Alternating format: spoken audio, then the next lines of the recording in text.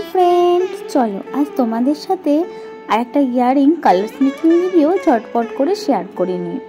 জানো তো এই ইয়ারিং কালার্স মেকিং ভিডিওটা আমি অলরেডি তোমাদের সাথে একবার শেয়ার করে নিয়েছিলাম, তবে তো কিছু একটা প্রবলেমের জন্য আমাকে এই ভিডিওটা ডিলিট করতে হয়, তাই আবার ফার্স্ট থেকে তোমাদের সাথে এই ভিডিওটা আমি শেয়ার করলাম। আর তোমরা তো এই জুয়েলারিটা অনেক দিন আগেই দেখে নিয়েছো, মানে আমি বেশ কিছুদিন আগে কিন্তু এই জুয়েলারিটার কালার্স মেকিং ভিডিও অলরেডি আমি তোমাদের সঙ্গে শেয়ার করে নিয়েছি। এবার তোমরা যারা এখনো পর্যন্ত এই জুয়েলারির কালার্স মেকিং ভিডিওটা দেখোনি তারা কিন্তু ঝটপট করে দেখে আসতে পারো।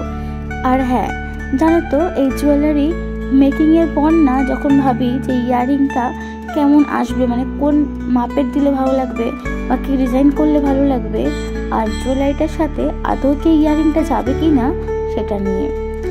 আর এটা কিন্তু আমার মধ্যে আগে ভীষণভাবে কাজ করতো যে জুয়েলারি বানানোর পরে কীভাবে বা কী ধরনের ইয়ারিং বানাবো।